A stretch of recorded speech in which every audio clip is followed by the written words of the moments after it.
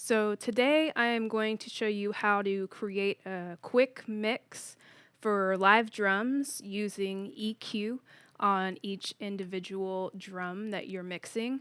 I am not going to be focusing on compression for this video, so there's not going to be any compressors on any of the drums. We're just focusing on the points of EQ that you want to focus on each instrument of the drums before you mix in the rest of your band. And I'm working on an X32, Behringer X32, and then I have some tracks that are going to be coming in through virtual soundcheck from a service that I have previously recorded. So we're going to go through each mic on the drums and just the quick points of where you want to focus on for EQ. Now, before I start, every soundboard, drums, drummer, sound system is different. So these aren't absolute frequencies that you need to boost or cut when you are EQing, but it's just kind of the general range of where you want to focus on. So the first thing you want to start with is your kick drum. I have it over here. It's the first instrument coming in on the board. And I'm going to solo that, and we're gonna look at some EQing for that. So let me solo that. So I'll bring up the fader.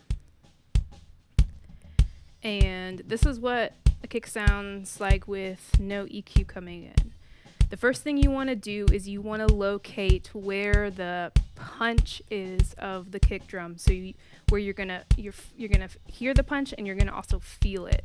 So I like to do a tight Q, and I boost it at the lower frequencies, and I'm gonna sweep until I find where that sweet spot is. So I'll take the low EQ, and let's see, we'll boost it. I want to do a tight Q like this. Boost it, and then I'm going to sweep it down here until I hear it.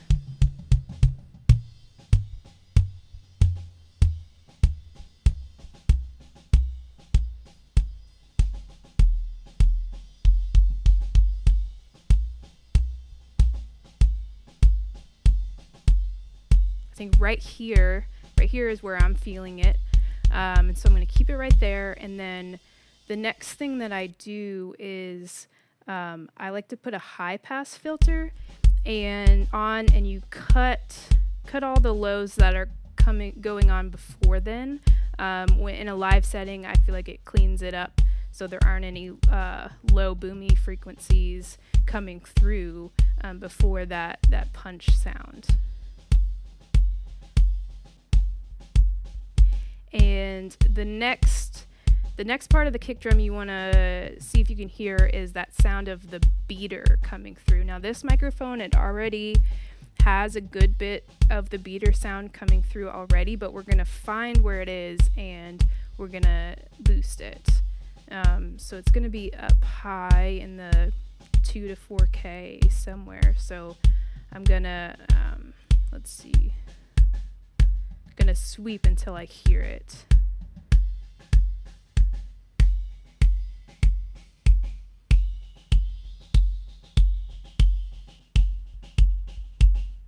So I like where it's sounding right there. So we have our low frequency, our punch frequency, and then the sound of the beater coming through. And then also, if there's some muddiness going on, you can definitely cut some of the lows out of there. So like if I were to boost it, there's kind of some little bit of just muddy stuff right here. If you want to cut that, will definitely make your kick sound a little punchier. So this is what it sounds like without EQ, and this is when we put that EQ on.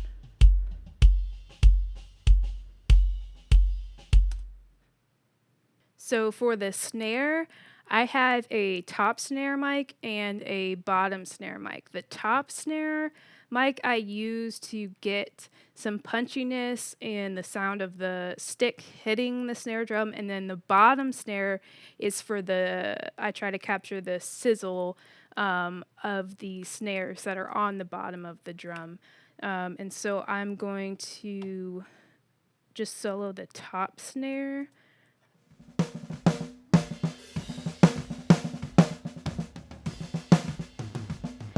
I'm going to look for kind of the punch in the lows where I can find them.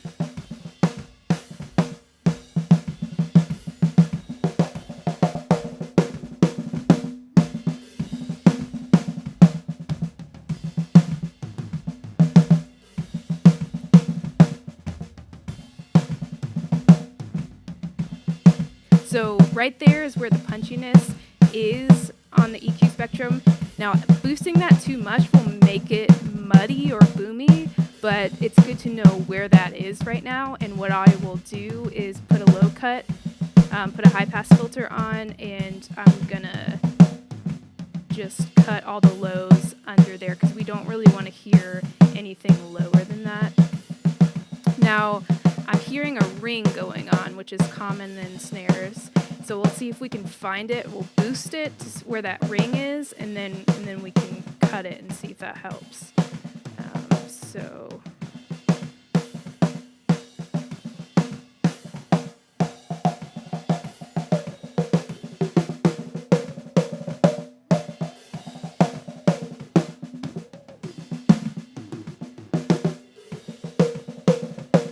I think it's sounding like it's right there. So if we were to cut that, definitely hear less of that ring. So there it is. And then we can add in a little more of that low end if we want.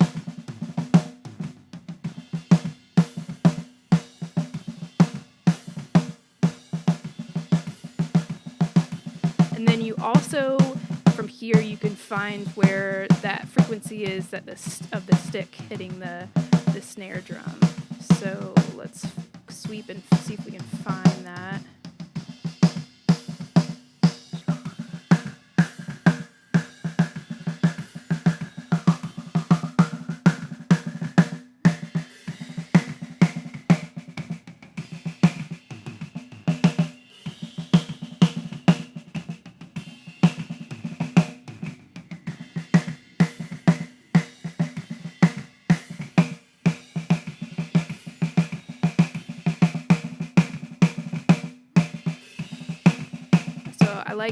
I like where boosting it where it comes out right there. So we've got the boomy, the punchy part. We've cut some of the mids. We've got that stick right there. Sometimes I like to cut more of the stuff happening in the middle. So I'm just gonna cut some stuff and see if it sounds better or worse. We could definitely just see what that sounds like.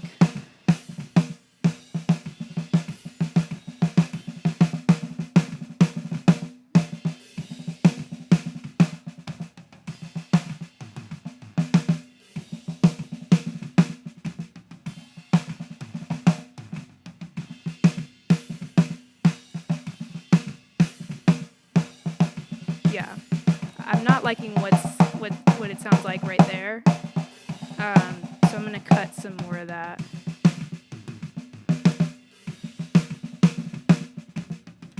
And then we can blend that in with the kick.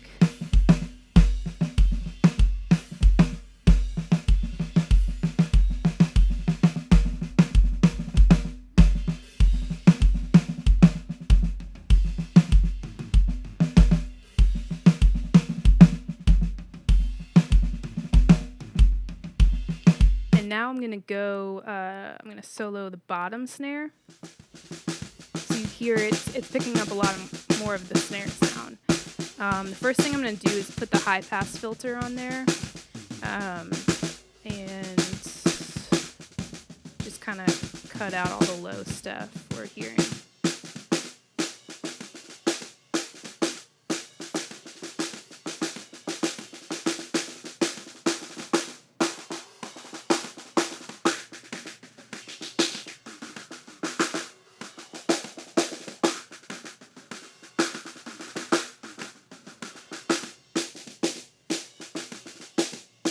like cutting a little of that mids right there. And then you definitely want to blend it in with the snare, the top snare, and see how that's blending. So we got that snare right here.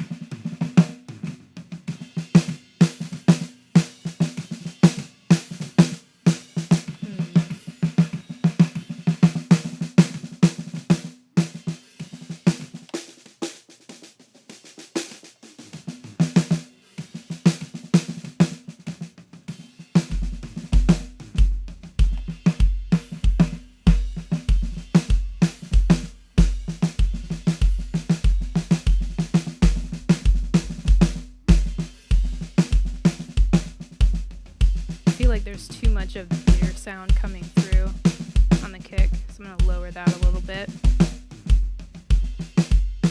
Okay, so now I'm going to move on to my toms. We have a high tom and a low tom. In both of these, you kind of approach them the same way as far as you find the tone of the tom and the sound of the stick hitting the tom, and then you want to clear up some of the muddiness. So we're going to find a place where the high tom hits. So I'm going to sweep until I can find the tone of that tom.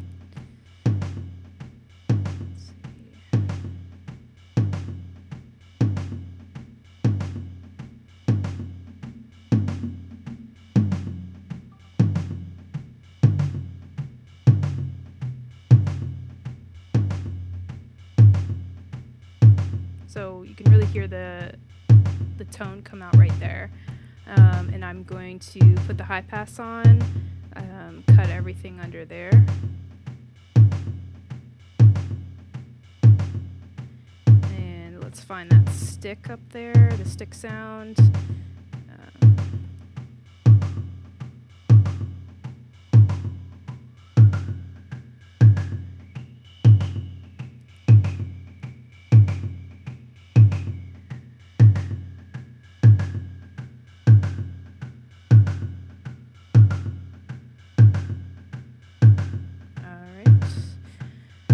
And I think there's a lot of muddy stuff happening in here. So if we were to boost, let's see.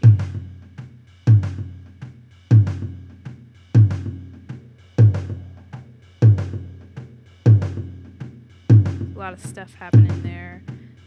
If we were to cut that, kind of makes it a lot punchier.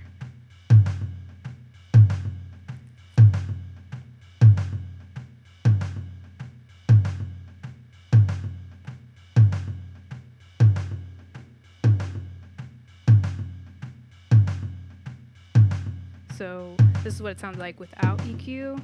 And then turn the EQ on. You get some more tone out of it. Now we'll move on to the low tom, and you use kind of the same method for that as well. It's just it's a lower tone, lower frequencies happening here.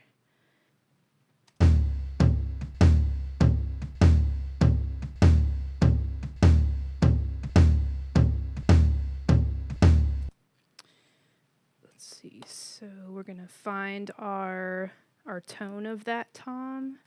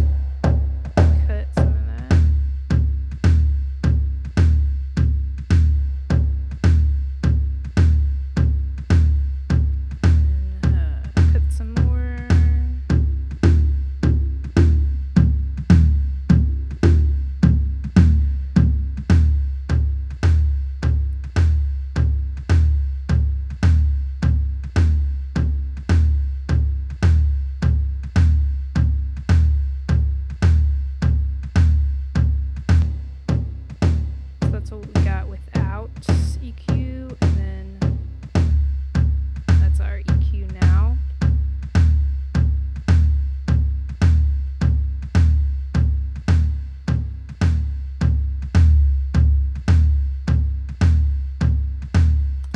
So let's play our toms together and see what we're getting from that.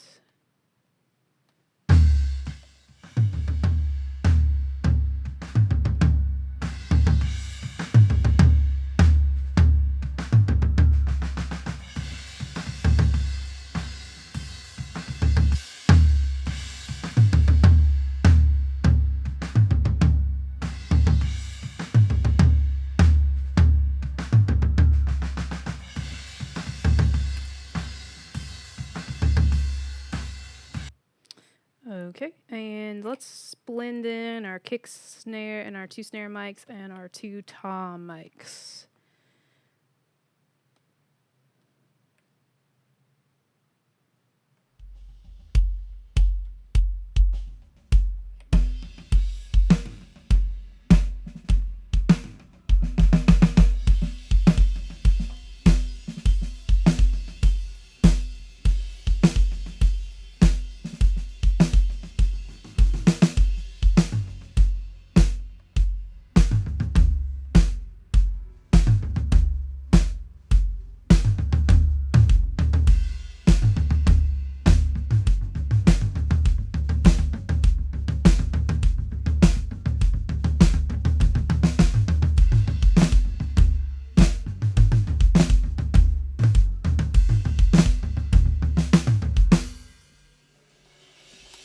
And let's move on to our hi-hat mic. With the hi-hat mic, I don't really spend too much time on the EQ of that because I honestly don't use a ton of it in the mix. But we definitely want to cut some of the low stuff that's happening in that mic. So let's see if we can find where it plays.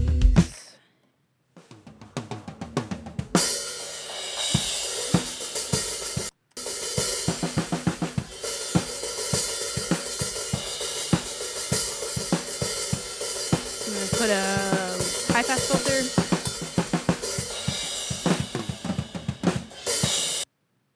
Get to a section, loop a section where it's playing a lot.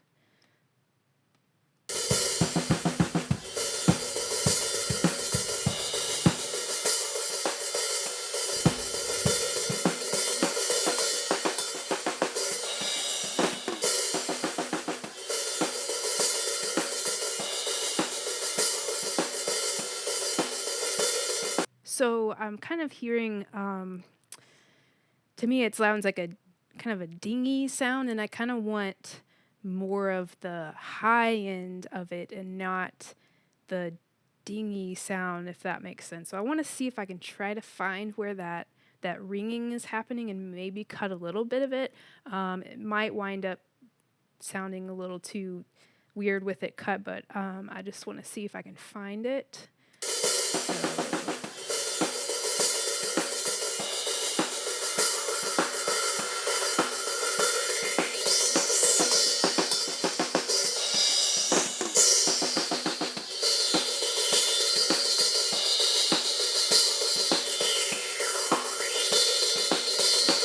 Right there.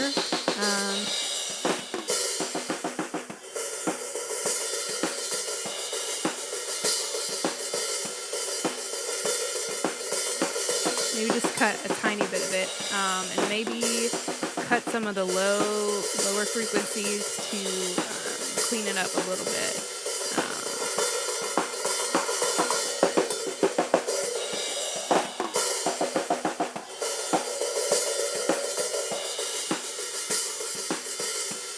So this is what it sounds like without that EQ, and this is with it on. Just cleans it up a little bit, in my opinion. Before we blend that in, I'm going to move on to the overheads. And my take on overheads is I like it to capture all of the sound of the drums. So not just the ride cymbal and the crash cymbal, but also it's getting some of the natural sound of the toms and the snare. And I don't like to EQ it. I like to EQ it as little as possible just because I feel like that is more natural sounding. So I definitely put a high pass filter on there, but we'll see what that is sounding like.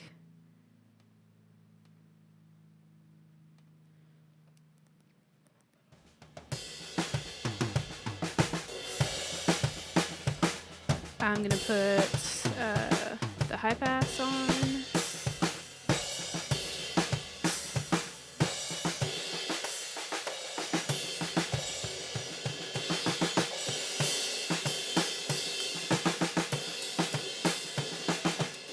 And I just want to leave it like that and see if I can blend that up with the rest of the mics and see if that is a good, it captures the overhead sound well. So I'm going to now kind of blend the instruments in. I start with kick and then go snare, toms, and then add, I think what I'll do is I'll add the overheads first and then kind of blend the hi-hat mic. Because one thing is if you blend, it's easy to blend too much hi-hat in, and then it kind of sounds harsh with the mix, and you have to back it down a little bit. So I'll make the hi-hat the last thing that I put in the mix. So now I'm going to start blending them in.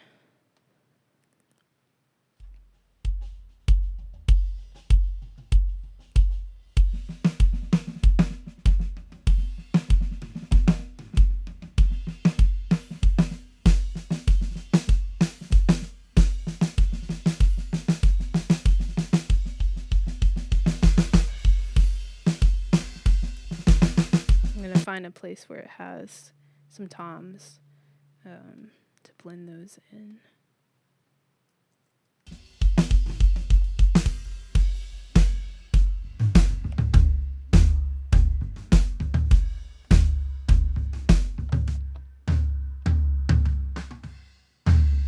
There's some stuff I'm hearing in the toms that I don't like. I think it's kind of where we were cutting before.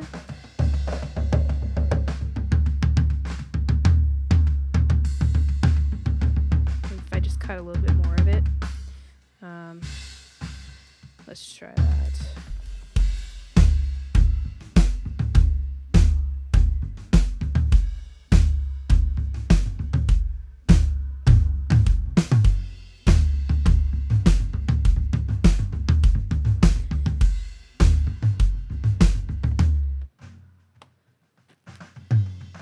I might drop a little bit of that tone out. To make the high toms stand out a little bit less.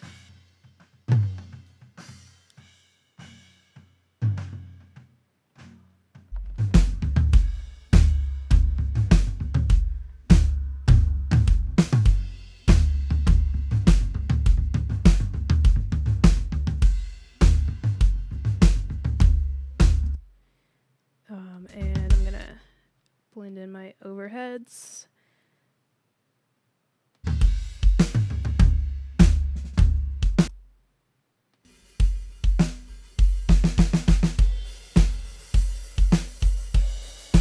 And it's good to know that I have my two overheads panned hard left and hard right.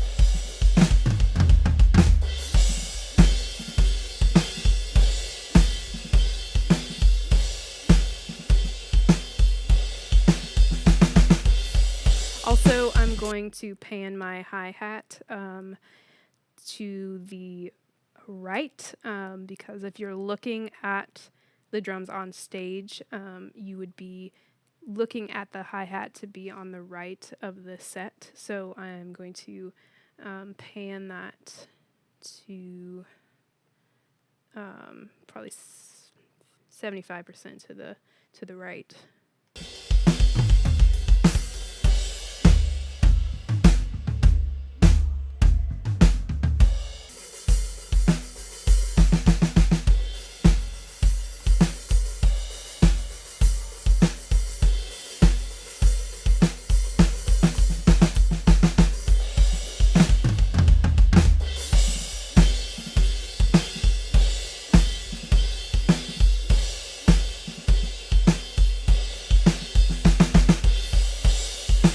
So now I have a basic drum mix that I'm happy with. There will be some points of EQing that I will need to change once the rest of the band comes in, just to kind of fit with the overall mix. And also, if I were using compression, that would definitely bring out some frequencies, and I would need to change some of those frequencies. But that is a quick, easy way to kind of get the focus points out of the EQ, so you can set up the rest of your mix.